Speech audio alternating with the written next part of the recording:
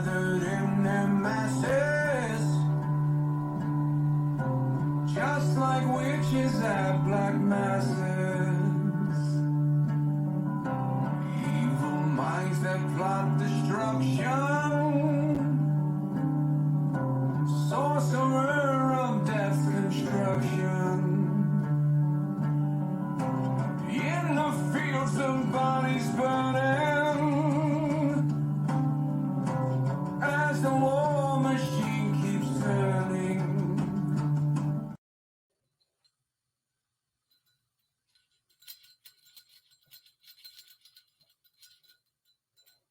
Yes, I have a gnome hat on.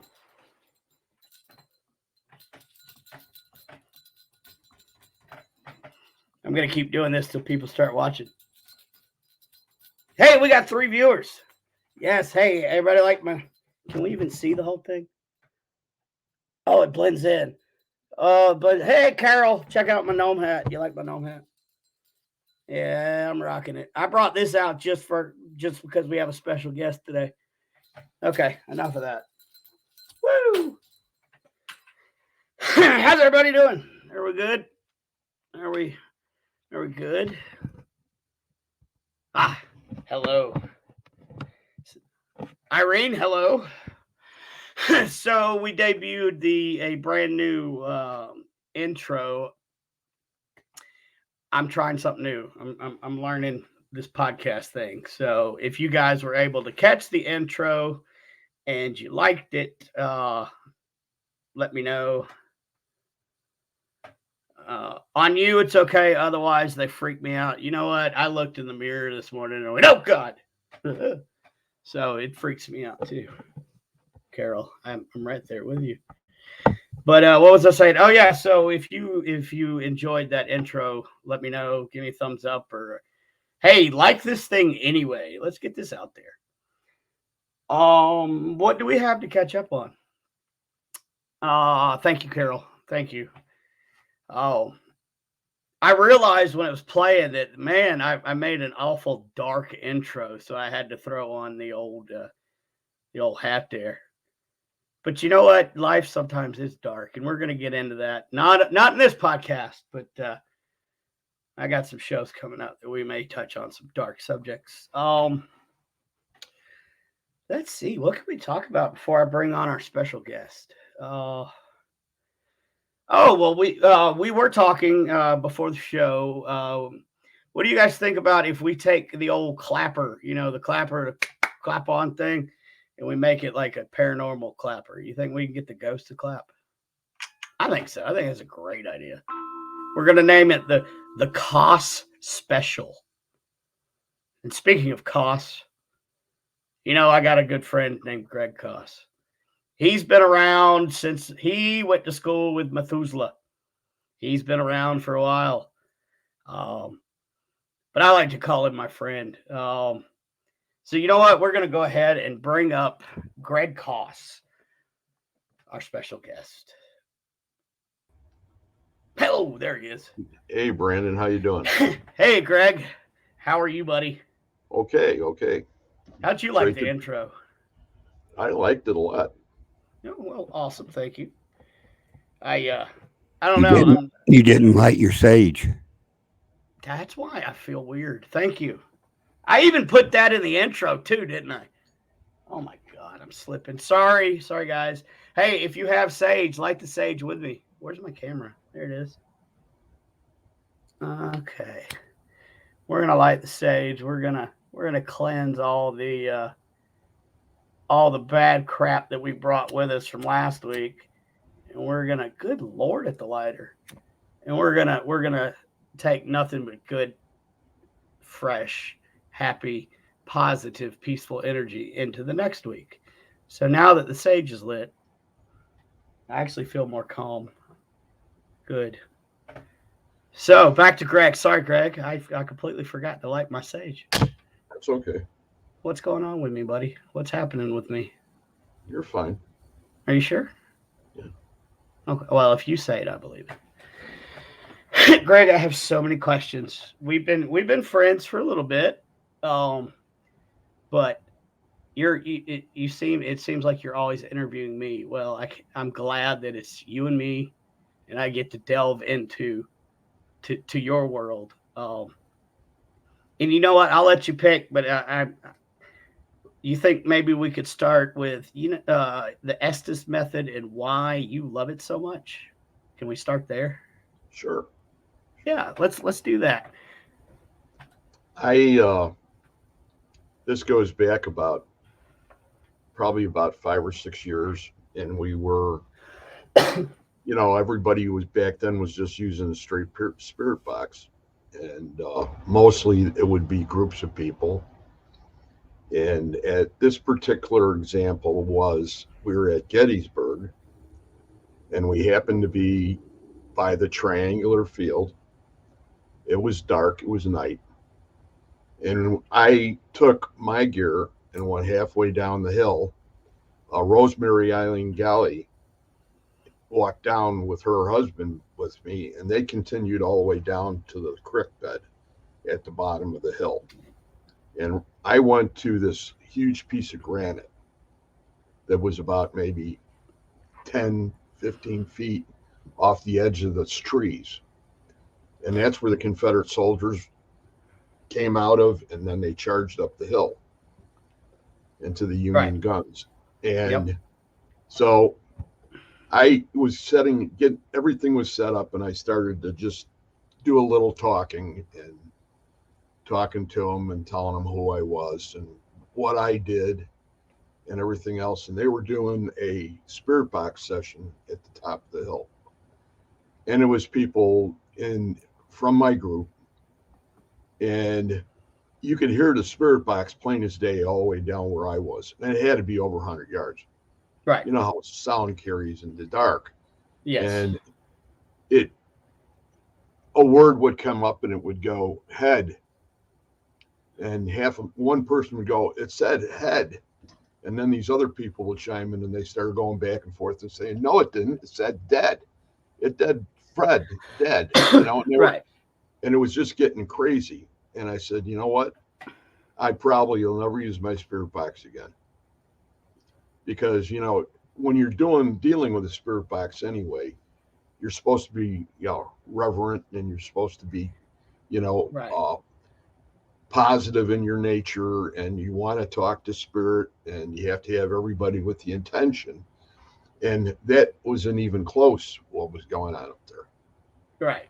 So who's going to talk to them, really? So I got done there, and I came home, and I saw an article that was on the Estes. And this is like probably about 10 months after those guys, the two guys from the Stanley Hotel, had gone ahead and said this was theirs, and they called it the Estes method. Right. And there's another person that says, no, that wasn't the case. The first one was the double blind ghost box. The only difference being is the fact that in between those, there would be a tape recorder just to capture what you're doing. Right. Well, I didn't want to do that. I didn't need that because I was going to be doing it basically and recording the sessions on my camera. Yeah. So, but that's where I got fueled from. And it Carl Pfeiffer and Carl Pfeiffer, Colin Randall, Connor Randall, and Kyle. What am I doing wrong here? And Kyle Pfeiffer, I believe, are their names. And they used to do the investigations at the Stanley. And they started to do their own little investigations with a couple of friends of theirs, where they actually went ahead and said, here is Big Sexy Rexy. That's Big Sexy Rexy right there. He's the Dragon Slayer. Now I got out of my train of thought. Well, anyway, they were doing these sessions, and they said, why not use blinders? and we'll do noise canceling headphone. And then they would literally let the person hold on to the spirit box, and they hooked it up to the headphones, and they started to do these sessions, and they would ask these questions. And there were only 3 of them, and they were really close to each other, compared to what I do with metaphysical. And as it turned out, they were coming up with some, honest to goodness answers to the questions that were being asked. And that was Connor Randall. He was the man, he was the guy that was the most receptive out of all 3 of them. Connor Randall and Carl Pfeiffer. So I got to say that again, just to, you start to go ahead and get screwy in your head about it. But when I heard the other one, and I was like, well, wait a minute, if it's a double blind ghost box, that's great. But now we're in 2020 or 2018 or wherever it happened to be at the time that I heard double blind ghost box, and that was the original one. I sort of thought about it for a second. I says, well, you can call it what you want. There's no label on it, because those guys are from the Stanley Hotel in Estes Park, Colorado. That's why they called it the Estes method. Right. So, that's where it started. And I continued on, and we were doing a session out at Farrar School, which happens to be out in Iowa. And we were me and one of my partners, Mike Wright, and we were down in the boiler room, and we had 2 of the girls that were in the group were with us, and one of them was watching the camera, and they were filming me and Michael. And something that happened like 2 or 3 sessions before this that we did at a historical society up here by us, we would do it, and all of a sudden, above the white noise came a ticking. And it was like, what the heck is that? And it was, at first I thought I was starting to listen the way the ticks came, and I was going ahead and saying, well, maybe it's Morse code. Okay. And then it was, no, that isn't Morse code. Right. It was following a distinct rhythm throughout. So we had the 2 sessions, then we were doing this one, and in the basement or in the boiler room there, and we got through on a 25-minute session. We got about into 15 minutes, and all of a sudden Michael freaked out, because above the white noise it was ticking again. And it was like, we don't know what that is. We don't know who's trying to talk to us. Right. And you get a little frisky about it. So I went ahead and ran into, about a month and a half later, I ran into a bunch of people, including Austin Maynard. Mm-hmm. Yep. Maynard. And they were doing a roundtable discussion with a bunch of people that were all TC guys, including the Rathbans and the Yakovetis and people like that. And I decided I was going to ask the question. So I typed the question, and I says, this is what happened. And I described it. And then I said, and we were having this ticking. Do you suppose that we were talking to aliens? I just put it out there just straight, because it was like, you could have a spirit, you could have interdimensional beings that cross over and interconnect or interwoven. Right. The same one. So when I put that out there, I don't remember who it was exactly, but they looked at each other across the table, and they started to smile, and they said, isn't that what Frank was all about? Yep. Speaking of Frank Sumption. Yep. And I went, holy. And I said, this is it. Because I could see my path, what I was doing and with my mediumship and all that, and the psychic end of it. And all of a sudden, here I was. and I was going straight down this road, and all of a sudden, I started hanging this slight right turn into the spirituality of it, or into the communication, spirit communication. And Right. I considered myself at that time, I thought to myself, what if I could go ahead and talk to my guides? Wow, wouldn't that be neat? Or you wouldn't have to go ahead and be sitting there literally feeling what they were saying compared to actually hearing them. Right. You know what I mean? And it was Yep. like, wow, if I could do that every day, this would be fantastic. So that's where that whole thing went. And I continue to do it. And I do spirit box sessions all the time. Uh, I have quite a few boxes from KD and KD. And Yeah. I have different nanocoms, and I have a retro S box. And, it's so much, I could be working on the computer and I could hook up my headphones and just plug one of those boxes in and talk and, pick up some communication and just listen. Sometimes I don't even hook up my recorder because Right. I don't know if they sort of get a little insulted thinking that maybe they don't want to go ahead and be recorded or something. But, who knows? You try to save your evidence that has to be recorded as far as we're concerned. But maybe if they get that close to you, you won't even have to do that. Yes, I do occasionally. And it's not like it belongs to my tinnitus or anything like that. It's totally different. Yeah, that's more of a ring. Yeah.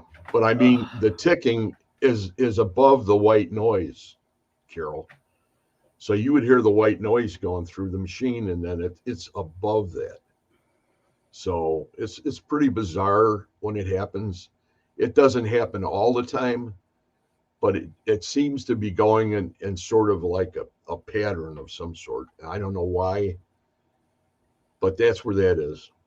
And that's why I do what I do. And I enjoy it immensely. I get wired every time I do it. I don't need anything else. I could just do that. And I've got some people that come on the show, like Brandon and Katie, and I got Greg Bakken, and I have Dark Horse Paranormal with that does Bigfoot and the Bunny. They're on too, and it's just and we rotate. We go into rotation, so everybody gets to come on every third or fourth week. What did she say? Okay, there we go. She says, I hear, Carol says, I hear it every time I go on my spirit box. I was wondering what it was. And If then you we pay have, go ahead. no, answer that one. Then we've got another one. If it happens all the time, and maybe something different than what we're talking about, it may be. And then, But if it's above the white noise, yes, it has. It has remained the same pattern. And that's why at first I thought maybe it was something to do with Morse code. But what happened with that is, so you guys understand where I'm coming from. Uh, I was watching one of those side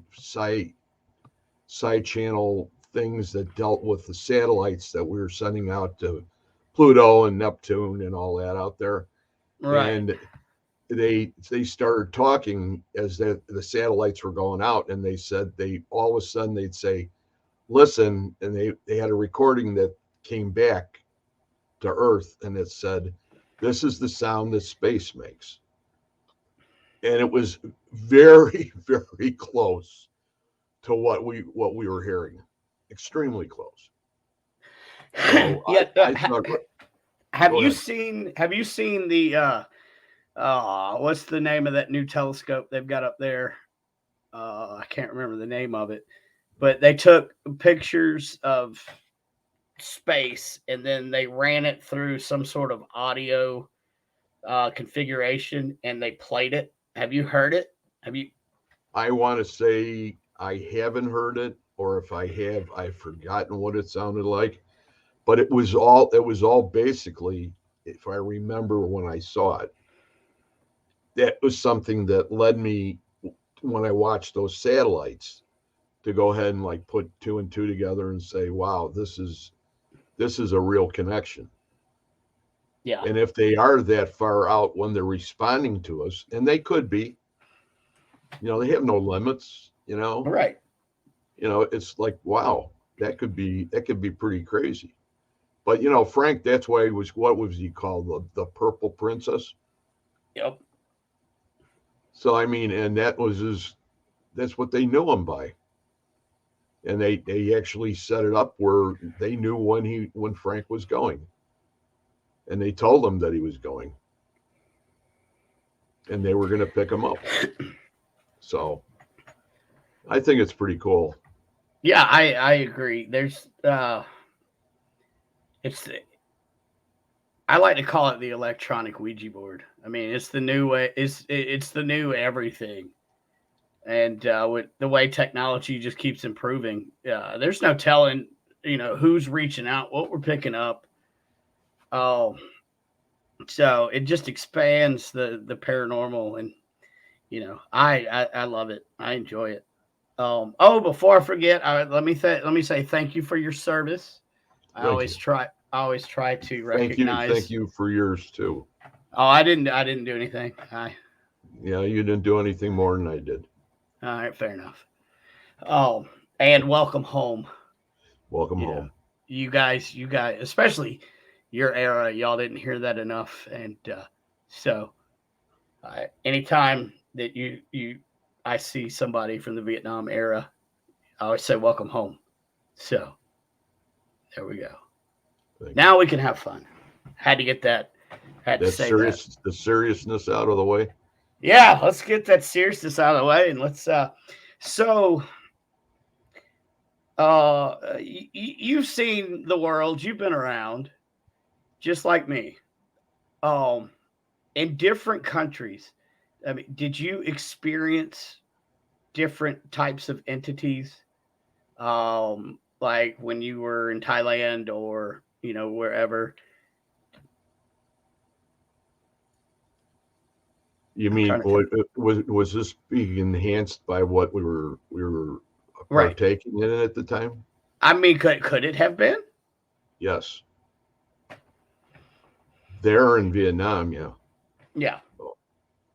I mean, Because see, it was a little more intense when you were in country, and I yeah. was very lucky because my whole tour of where it was hairy was the first 4 months, but that was because I was the new guy. Right. Hey, you want to go ahead and do something, and I work for the APO, so I was pushing mail, and I would go in, and they would fly me in, and I'd get out tons of nut, and I'd have the big bags, and I'd bring them in to where the APO was there, and I'd walk in and say, I look up, and there's a Sarge there, and I go, throw the bags. I said, where do you want these bags, Sarge? He says, just throw them over there, and I throw them over there, and I says, okay, we'll see you later. And I turn around and walk away, and he says, whoa, new guy. Uh-oh. Yeah. Yeah. That's the way it started for me. And I said, yeah, but I got to get back. Yeah, don't worry about it. You don't have to worry about nothing. There's a last plane that leaves like at 11 o'clock tonight. You don't worry about it. And this was like about 6:45 in the morning, and I'm going, what? Yeah. Yeah. So that's the way it went. But as far as the question was concerned, as far as entities or anything that was really, really highly unusual, I think it all had to do where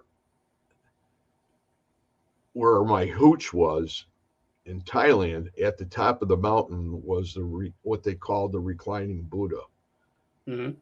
and it was an action. And they had the monks up there, and they would chant, and the bongs and all that was going on. And I can remember going ahead and actually feeling when that would go off, or the bonging and then the chanting. that I would start to feel, real, I don't know, charged. A different vibration. Yes, definitely a different Yep. vibration. So, and that to that extent, that's where that was.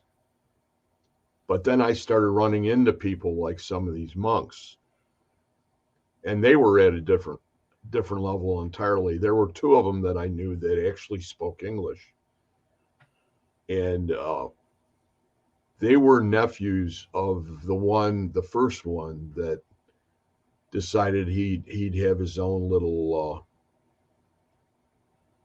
Well, he ended up starting himself on fire when they were persecuting all the the Buddhists in Vietnam. Yep. And this was in Saigon. And I saw one of them later on, but the first one, that was the one that I can remember people talking about and saying that it was absolutely unbelievable.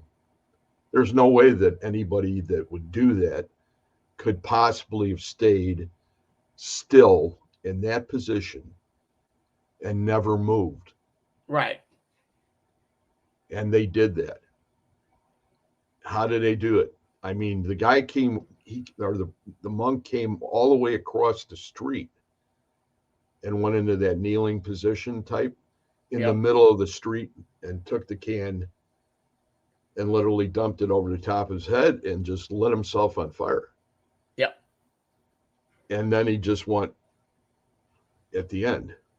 He just fell over. But it was like, so that rush was, that thing there was another one that was, it was sort of not really from this plane. Right. For me. Right. So it made me more curious down the line as far as everything was concerned. And then I got back home, and it was like, you go right back into the rush again, the jet rush. Yep. With civilization, and it's entirely different. You know what I mean? It's just like there's no room for that anymore. Exactly. And like for guys of my era, I know for a fact that I ran into a djinn over when I was in Iraq and in that area, and several others were. I know some guys that brought djinn home with them, and that's just a different animal. So yeah, that's why I was kind of curious as to what what you came across in your travels, because everything's different, especially over like where we were in the Middle East. I mean, that's ancient. That's where civilization started. I mean, I've been to Ethiopia and all that, and it's just each place has its own vibration. And I was just kind of curious. I kind of felt I know where you're talking about, and that's in Thailand. That's in Pattaya Beach, right? Or close to it. Yeah, I know where you're talking about.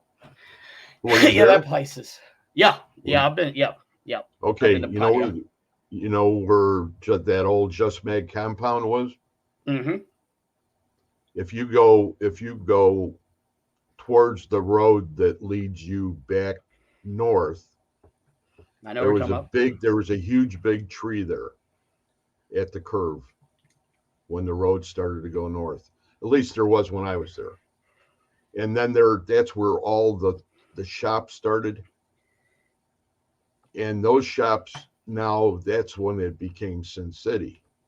After I got out of there. But back then they were literally brothels and bars. And I lived all the way down past all that commercial stuff. And I lived down in the far end of it where they used to turn around. And my compound was right to the side of it. And it had concrete walls, and on top of the concrete walls, of course, had the glass. Yep. And it had iron gate. And they used to lock it up every night so nobody could ever come in. And I had a hooch on stilts above the clong, and I had a bridge that connected me to the road.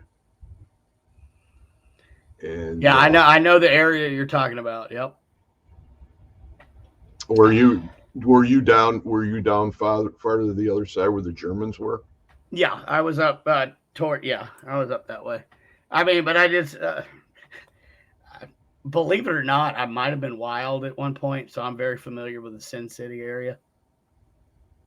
No, but yeah, no, we were more up past the mountain to the south. Okay, Yeah. that was unbelievable. I had Let's friends all see. over. So I've noticed in your podcast you always break at one point to say hello to everybody in the chat, and I think that is a brilliant idea. So why don't we take a second and go through and just say hello to the viewers? So we've got Carol Garcia. Hello, Carol, and Greg. I believe you're familiar with Carol. Carol, And then we've good to got see you. Danielle Legger. God, did I just butcher your name?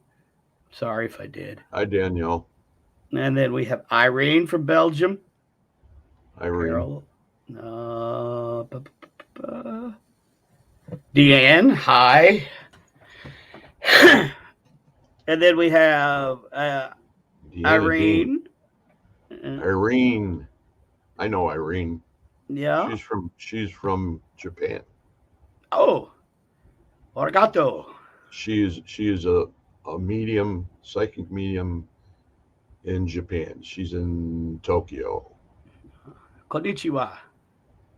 She's a brilliant lady.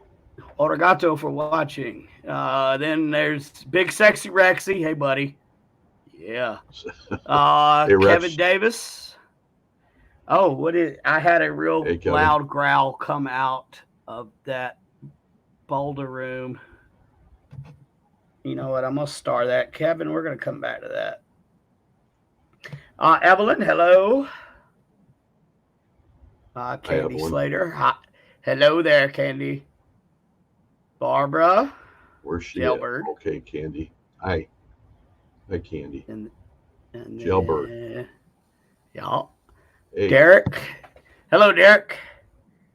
And I believe that rounds it out. Okay, awesome. So let me ask, in every podcast you gotta have the beginning. What metaphysical abilities do you follow? Greg, that's from Deanne. Wow. That's a good question. Wow. She's amazing. Yeah, she comes up with great questions. Just put you on the spot, Greg. What do you got? Holy cow. Right? Am I going to be able to cross over on any of these? Yeah. Yeah. Wow. Good question. As far as my mediumship is concerned, are you going there? You know what? But let's take it wherever you want to take it. And my psychic abilities, my psychic abilities, my mentor was Scotty Rourke from Madison, Wisconsin. And I was with him for 2 years. And at that point, I considered all my clairs, my clairvoyant, claircognizance,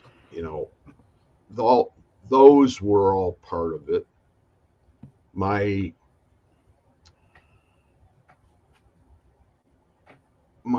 third eye development was to the point where I could see shadows. I could go ahead and in my middle of my meditation, I could go ahead and I would go into a town, and my task was to go ahead and be able to talk to the people in the town. And there were certain people that had no faces, and then there were other ones that had details of a face. And I would talk to the ones that had details more than the ones, because it seemed the ones that were just black, they just keep on going whether you said anything to them or not. So I started to deal with that, and I was dealing with at the particular time, with my spirit guides, with my spirit animals at the same time. My whole entire journey, and it entailed going to the zoo for my spirit animals, and going to the forest to go ahead and meet my guides. And the forest to me was always a dark place. There was never any. I think they're trying to find us. Can you send a link to this one that's on the bottom? Maybe Carl can. This one that says Anne Marie Young. Mm-hmm. I just had a Facebook post that came up. Anne Marie Young and Chris Carr. If he could send a link for this to them. Chris Carr is on my Facebook. I can do that. And then Anne Marie Young. Okay. Well, anyway, getting back to where I was, when I first met my first guide, my first spirit guide, it had taken me probably maybe 5 weeks of meditations, 5 days in a row. And it was on the 5th week that I went into the forest, and I went down the same way I did. I had a path through the forest. Scotty, my mentor, had told me that, I didn't have to walk it all the time, that I could go ahead and sit down and they would come to me. Yep. But I just kept on walking, and I walked, and I'd go down to the last row of trees, and I got down to the end, and I would go to make my turn, and out of the corner, out of the dark, came the shadow. And as it came into the light, I looked and I just went, wow, what should I call you? And I said, instinctively, I said, Hoppy. Because my main spirit guide was Hopalong Cassidy. And that's how I met him. When I was a small child, I had a cowboy outfit that was that exactly. And I had the guns and everything. And then it was totally out of my mind, thrown away, totally lost over all those years. And there I was, walking down that row of trees, and all of a sudden I ran right into him. And it was like, it felt so right. And when I asked him that about the names, it was like, holy cow, this is amazing. So, and that continued on like that. I continued to search and pray and talk to my main guide, Hoppy, and ask him about if there were any hints or anything he could help me out on the other ones. And as it turned out, I ended up with 3. I don't know what they're talking about. So anyway, from there, as far as my spirit animals were concerned, my main spiritual animal was a giraffe. And I never, giraffes were too slow at the zoo, and, they were way too big, and, no reason to try to get yourself, what is going on with these people? Get in trouble with them. Anyway, when my first grandson was born out in Denver, Colorado, we went out there. He was about maybe 4.5, 5 months old. And my wife and I and my daughter went to the Denver Zoo, and we had him in one of those stroller type things, blankets on top of him. And I said, where do you guys want to go first? And they said, let's go to the giraffe house. And still at that point, it was like, oh, okay. Right. And we got in the giraffe house, and I pushed him right up to where there was a bar like that went across. And this bar, they were talking, and I just started talking with them, and all of a sudden both of them were over on the side, like looking at me. And all of a sudden their eyes seemed to divert a little bit. And all of a sudden it was like their mouths opened up and their eyes got big. I instinctively looked ahead, and the giraffe's head was all the way down like 2 feet above the baby. And then as it got up from the baby, it turned its head and its eye stared right at me. Yeah. And I still, it was like, wow, that was pretty crazy. And there it was. That was like 6 years before I was trying to find my spirit animal. And I was in that zoo and I went through back and forth. The same kind of deal. The animals were all laying around, and you would have to go up to them and try to talk to them, and none of them budged. Nothing happened. And I just decided that, like Scotty had said, get a chair, sit down, and wait for them to come to you. Right. And I did that for another probably 3 or 4 weeks. Nothing had happened. And I was really, as far as my meditations were concerned, I was really, really working and really working and really working. And then I was sitting there one afternoon, and, once again, it's that light and dark. And right out of the clear blue, I'm sitting there and I'm looking in one direction, and all of a sudden I thought, what? And I went like this and turned my head, and here's the giraffe in his eye staring right at my face. And I said, are you my spirit guide? And boy, these guys are going nuts. Oh, yeah, Chris, hey, no worries, And you have Nick, who said, hi, Greg. I was with you at Hunt the Town in Antioch. Oh, wow. That's, if I'm not mistaken, that's Nick's and Aaron G. Thompson's partner. Oh, hey, Nick. I believe. Sure. Oh, they were with us in BJ Blinkers, I want to say, in Antioch.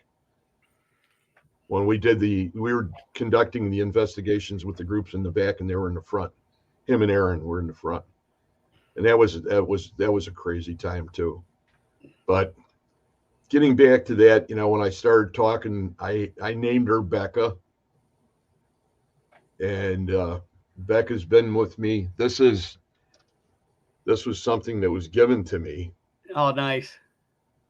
And after I got this, over the next 10 or 12 months, we would go to different places. Like we do a lot of antiquing and go to different places, that were around that had antiques. And I came around the corner and I'm looking in this booth, and I looked up, and right on the top shelf was a giraffe that was probably about 3.5 or 4 feet high, and it was stuffed. And it was like, what? And it was always at a period where I needed to get in touch with her, or I needed to go ahead and talk and say, hey, Beck, I'm here. If you need to help me, or if you want me to, for some reason, give me a sign. And that's exactly the way it would end. And I ended up seeing 2 of them in the next 4 months. And it wasn't really always at the antique. I was in a mall, and we were walking down, and it was an area that I never went to in the mall. It was this kind of store that I never went into. And I came around the corner and went to go in the front entrance of the store, and they had a stuffed giraffe that was like 10 feet tall. And it was just another sign. Right. And that's the way it continued to go. It was nuts. It's been the way my journey has been. As far as metaphysically is concerned, crossing over from time and space and bringing all those variables into play if that's where she was going. I don't know if she was Dina, but that's Did pretty that much answer where I your was. question, Nita? Oh, so where? This is Chris Carr. Chris Carr's on here now. Yeah, there he is. Yep. Hey, Chris. Chris Carr and Kristen Johnson from Dark Horse Paranormal, And aka Bigfoot and the Bunny. that's right. And the bunny, not in the bunny, as some people say. But that would be a short-lived for the bunny. Yep. And I want to thank Nick for coming in and saying hello. We've got famous people in the chat, ladies and gentlemen. Famous people in the chat. Is Nick still? Are you still with Aaron, Nick? I think we saw both of them last night. They were at Rock Island, the old Rock Island at YMCA last night. Wow. Yeah, Big Sexy Rexy was out there with them, and I guess they had some sort of event going on. Wow, that's awesome. You know, Nick, he is as seen on TV. He's what? You know, he's one of those you can as seen on TV, Nick. He'll get it. He was wearing a shirt that said that last night. It's a little joke. So when did all of this paranormal like passion, shall we say? Because you love what you do. It shows. It's very passionate about what you do. So when did it turn into the passion? I know everybody says, well, when did you first get into it? And if you're like most of us as a child, we all know that story. But when did it go from an interest into like the passion that you have now? Was it one particular thing or? I think it was when I started with all the tapes that I got at Christmas for Ghost Hunters when they first started. And it was like, wow, I would really like to do this. And, I had the experience when I was 10 too, and it was at Gettysburg. And I experienced everything, and so did my whole entire family. And when we were out there the next time, I talked to Mark Nesbitt, who does all the tours out there. Yep. And him and I had become friends out at Rockford, Illinois, out here, because he had come out, for one of the events, and I went over to him immediately and said to him that I was out there, where you were at, and I gave him the whole story, and he came back to me and he said, wow, he says, that's one of the earliest, witnessing that I have on anything that I know of, because that was basically before they had any events or reenactments. Right. So, and that was the grape shot and everything above your head, and you could hear it whistling and stuff like that after it went off. Right. And the horses and the guys screaming and the different types of fire, because I knew the difference. Mm-hmm. And then after I came home, I really knew the difference, and it made so much more sense. And it was like, wow. So that all happened then. And it was to the point that I had an opportunity to go to an event, and I was being supported by my daughter and her husband. And I says, I'm thinking about going to this event. And then she goes, for what kind of event? I says, it's a paranormal event. And everybody else in the house was looking at me like that. Right. And they were going, wow, that's really neat. Dad, you should do that. So I did it, and I met a guy who belonged to a group on the south side of Chicago, and it was Ghost Research Society. And his name was Chuck Williams. And we became close friends. And we still are to this day. And that's the real beginning. And we just continued to roll, and we were on a whole bunch of investigations, pretty much all the way from Pennsylvania, all the way back, Wisconsin, Indiana, Ohio, West Virginia, Virginia, that kind of thing. Tennessee. Yeah. Best one would be Old South Pittsburgh for me early on in my organized days. And I became friends. Well, I knew a guy who lived very close to me that he owns Old South Pittsburgh now in Old Harriman Hospital. His name is Ronnie D. He goes by Ronnie D. And Yeah. he lives right in the town next to mine. And when he's in town, I usually see him. And then he goes down there for like 2 weeks or a week and a half or whatever. And then he comes back home. But they have so many neat events there. And Old South has changed so much compared to the first time I had been in there. It was like a garbage heap back in the day. And that's when all the entities in there were pretty much either angry or very, very dark. Right.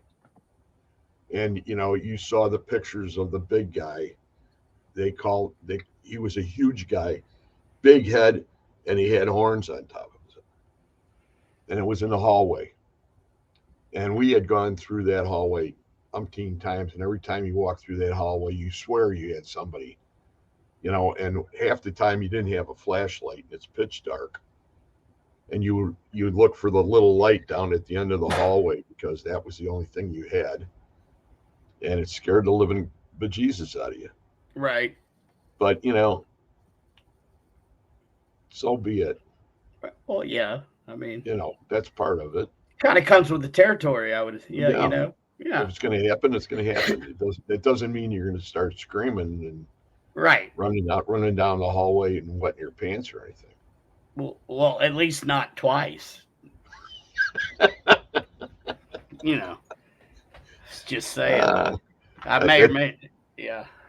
I don't know what you're talking about. Oh yeah. Well, let's talk about your podcast. Not only are you an OG of the paranormal, but what's some that of you mean? an original gangster is what that means. It's what the kids call their, the like Ed Lorraine would be an OG as well. Oh, I'm not. I don't even come close to being OG. But and you have some guys on your podcast that have been around and been doing this for a long time, like Bruce Holiday and some other guys. So tell us a little bit about both of your podcasts, and then we'll go from there. The first one that I took over back in the day when it first started up was the Shadow Hour. And I was bringing a different approach to it because I wanted to go ahead and bring in people that I had either met or I had wanted to meet or I had paid attention to and said, wow, I would really like to go ahead and pick his brain. Right. And, not that I do that consistently because I relish the idea of merely talking to the individuals because you learn so much from them just by doing that. Mm-hmm. So that started up in, like you mentioned, Bruce Holiday, and his counterpart is a gentleman by the name of Jeff Resman from right down south of me here. And last Paracon in Chicago, I was going to be speaking on night number 1, the last person of the night. And I was going to do it on the Estes. And this was before I really, really started to get a grasp on what really was entailed in the operation and everything. And I had everything out on top of a table, and I'm going through it, making sure I got everything because I'm going on in an hour. And all of a sudden, this guy walks across through the outside there in the hallway. Yep. comes right at me and stops and says, "Wow." He says, what do you got that stuff out for? And I told him what I was doing, and I was gonna go in there, and he goes, "Wow, that's really cool." He says, "Can I see your SB7?" And he says, "You got any guides?" And I said, "What?" And he said, "Do you have any guides for your spirit box? Do you have anybody that helps you out, that sort of guards you, protects you, and you know that this is your box, it's nobody else's, and it's like a telephone. You got your own, they know where you're at." Right. And I says, "Who does?" And he says, "Spirit. When you start to really communicate with spirit, and you're on an honest to goodness level with them, where you're being respectful and everything else, they're going to flock to you to talk to you." And I'm just looking at him like, this is getting crazy. And he says, "No, really." He says, and I'm going and I'm saying, I'm looking at my spirit box, and I looked back at him and I says, "In our group, the spirit box has been around to about maybe 5 or 6 different people." And he just looked back at me and he gave me that look like, "Not anymore." Right. If you want to get serious about this is where you have to go. And you have to let everybody in your group know that this is the extent you have to carry it if you're going to want to go ahead and be in constant contact with spirit through an SB7 or any other of the spirit boxes that you happen to have. So I went ahead and I took that to heart.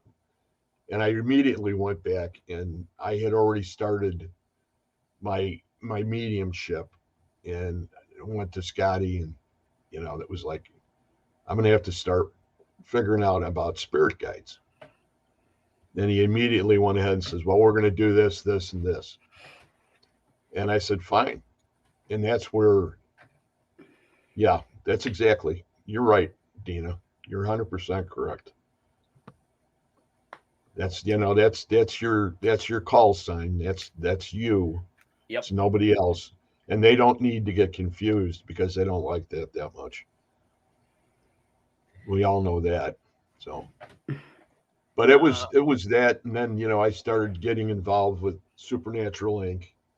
and started getting boxes from there and really loving them, and going on investigations and understanding that I couldn't bring that spirit box anymore, the SB7. And then I went ahead and I actually did a cleansing on it and everything else, and started to use it on Metaphysical Cross. So, the other show, like I said, the Shadow Hour is strictly my own search with people that I've met at conventions, paracons, whatever. And I'll run into them and I'll say, "Wow, like that Jeremy Leonard." Yep. Okay. And I've talked to him, and his name came up in my head last week, and I wrote it down on a piece of paper I got 10 other names, and I'm full through January. Awesome. But it's another one of these people that I ran into and I talked to, and I said, "I would really like to have you on my show." And it was like, "Oh, hey, dude, let's do it." Yeah. That kind of thing. And it was great. So now I just have to follow through with everything. And I'm in the verge of having Andrea Perron on. Oh, that'll be that. Yeah, that'll be it. I mean, I watch your shows anyway, but that's going to be a great one to watch. It should be. There is no doubt. The other people, I have my favorites, and some of them are in this room right now, for sure. And that's part of our other family, besides Supernatural Inc. Mm-hmm. And that is definitely the people that hang around with Bigfoot and the Bunny and Dark Horse. And there's Anne Marie Young. Hello, welcome. And Anne Marie Young is part of the circle too. And then who popped in? Angela Bully. Yeah, hello. Hi, Angela. Reginald finally found the link. Laugh out loud. Sorry, buddy. Guess I could have laugh out loud. Hey, Reggie. So who do you let's see, we promoted both of your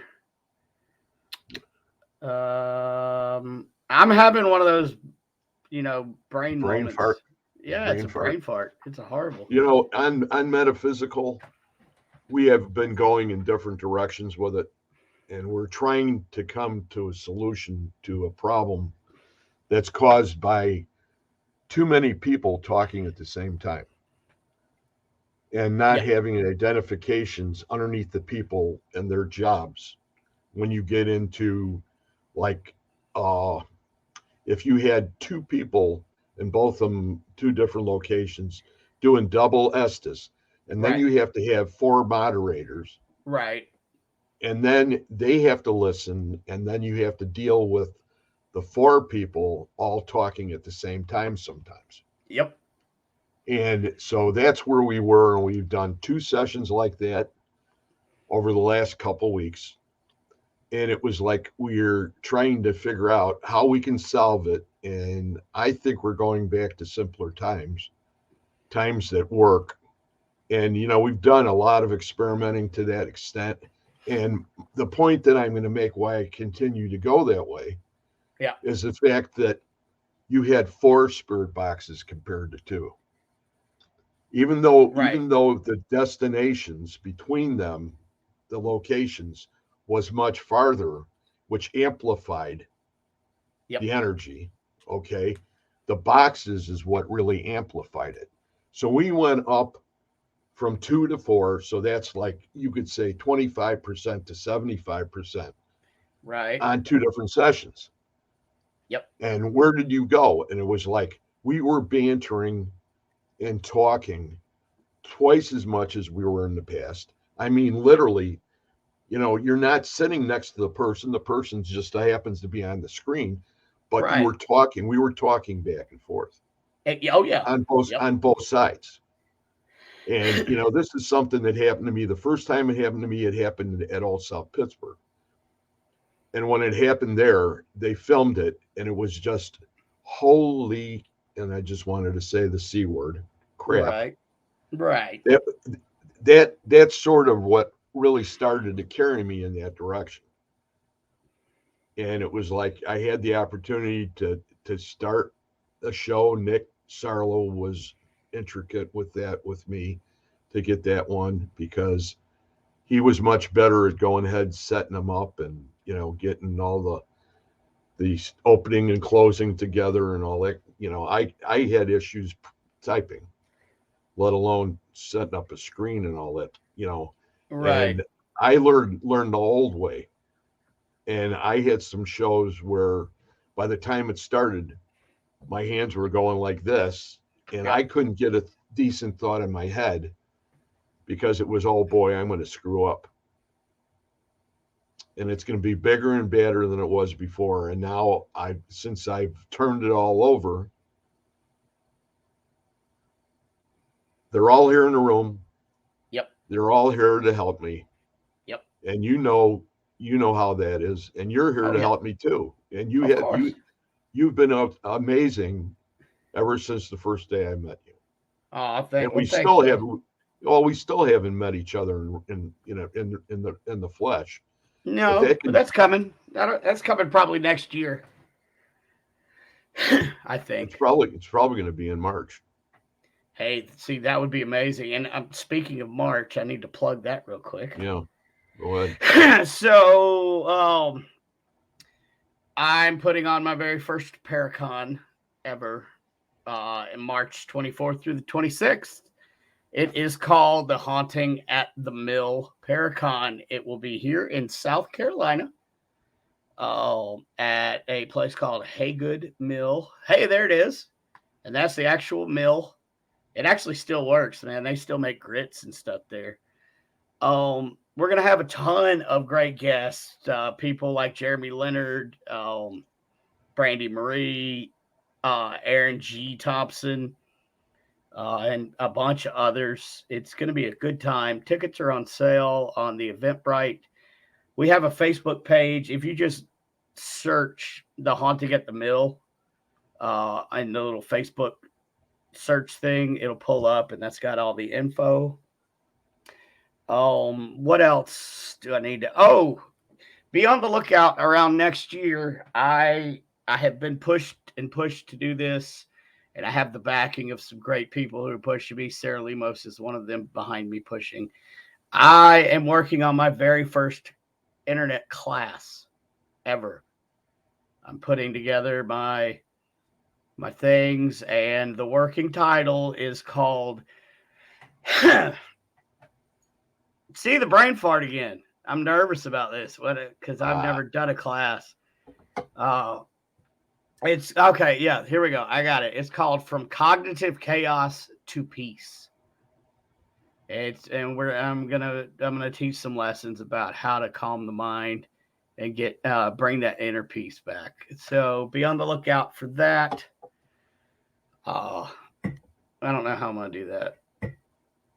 Woof, just saying it out loud makes me nervous. But anyway, I think we'll do okay.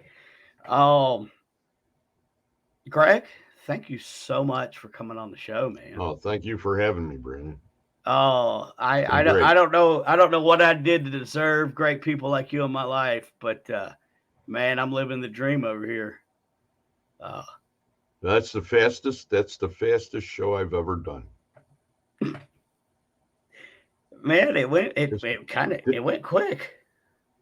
I just looked down at the clock and I went, what in heaven's name? How did that go that way?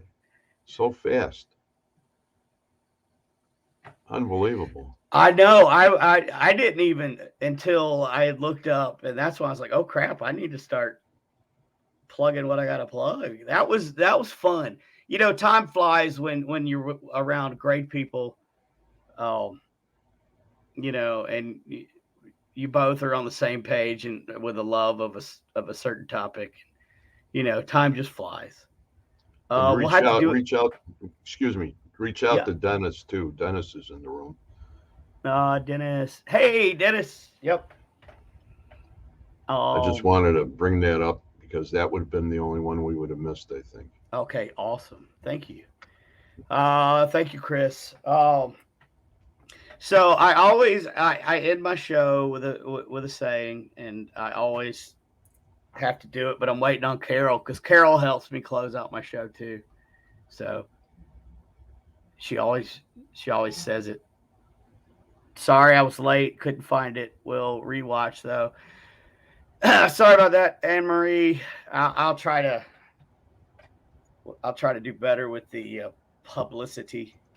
But I always say at the end of the show, you know, it's not about surviving the storm, but it's how you dance in the rain.